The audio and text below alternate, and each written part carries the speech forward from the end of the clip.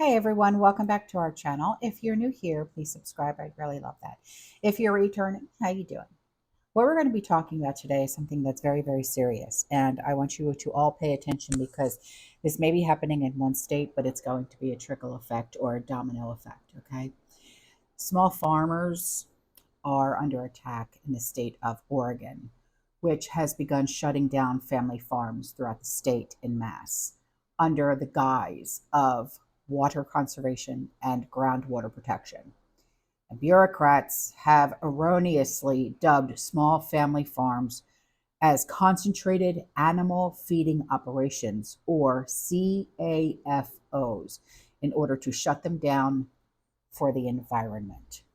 Yes.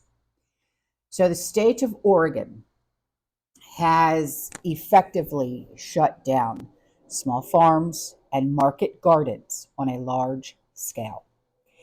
And they're actually sending out cease and desist letters to farms, and they're using satellite technology to find these people, these farmers, okay, these gardeners, and send them these letters that say you can no longer operate.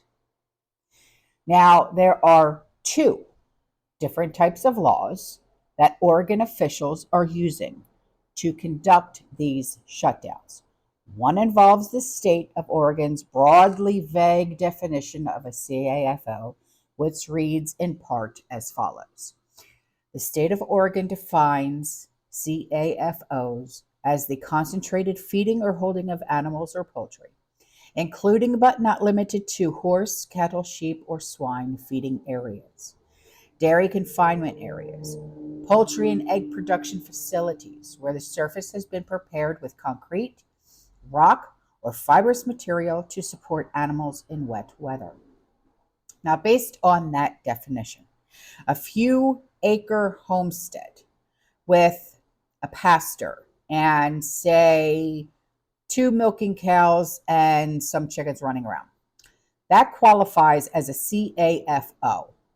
And if it has any area on the property where rock or gravel is used as a pathway, your driveway, or any type of pathway at all to get to a small barn or a coop, guess what? You are now a CAFO. So the way that they have redefined these CAFOs is going to impact nearly every single person. Even if you don't have animals that are necessarily contained in one area because they're roaming on a pasture. Okay.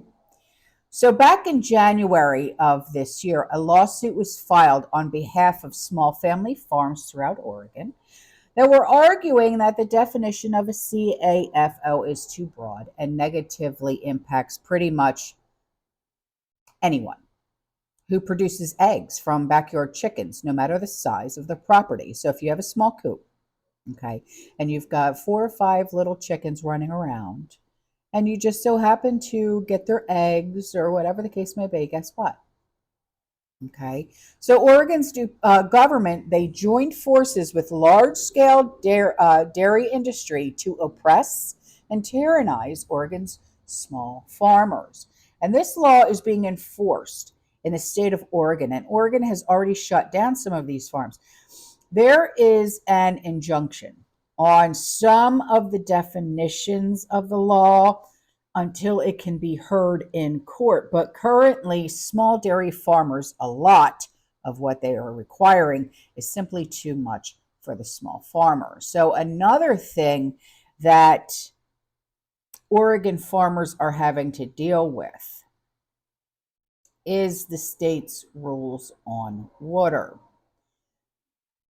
The only water that farmers are legally allowed to collect in Oregon is rainwater. But collection of rainwater is legally allowed to do in, I think, pretty much all 50 states. So they really can't stop you from doing that. But everything else, including water from rivers, water from streams, even groundwater, even on private property, is considered a public resource. So because of this rule, Oregon farmers are not even allowed to use water from their own private wells that are on their private property to irrigate their own crops, hydrate their own animals without a permit.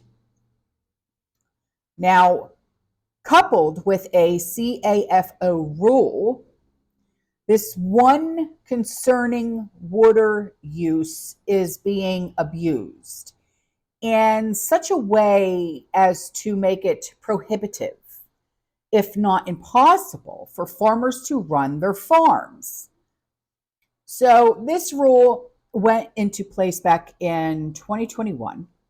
It has slowly rolled out to the point where market gardeners, okay, like say you go to a flea market and someone is selling like a whole bunch of little baskets of tomatoes, just, okay, that have like a half an acre of land, okay, and they're now receiving cease and desist orders saying you can't water your gardens, so you have to figure out another way. All right. Well, like when I had my garden out back, okay, I live on a 1/4 acre, okay, so if I were to have anything bigger than a 1/4 acre, okay, anything a half acre or more, and I'm living in Oregon, or like I said, because this is going to have a trickle effect, okay, domino effect, whatever you want to call it, you will now receive a cease and desist order saying, stop watering your garden, stop watering your crops, stop giving your animals water.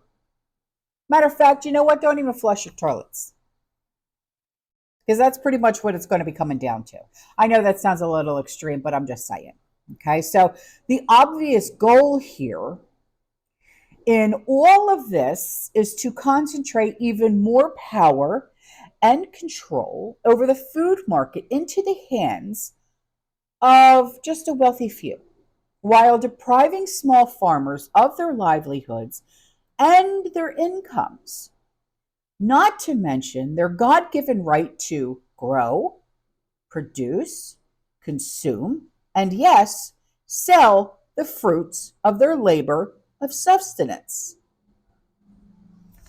So be warned, okay, that if this kind of thing can happen in Oregon, it can happen everywhere. I mean, look what's happening in Pennsylvania, okay, with people having gardens there, all right? I mean, the tyranny usually starts in one area as a test case. And if the general public does not resist, because either they're too afraid or they were pretty much threatened, it spreads like wildfire. So Americans, no matter what state we live in, we have a constitutional right to food freedom. But apparently, those few rich and elite and whatever, they don't want us having our food freedoms. They want that taken away. All right, I'm out of here, okay? I will see you in the next one. You stay safe, you stay positive, you keep prepping. And as always, fear less. Ciao.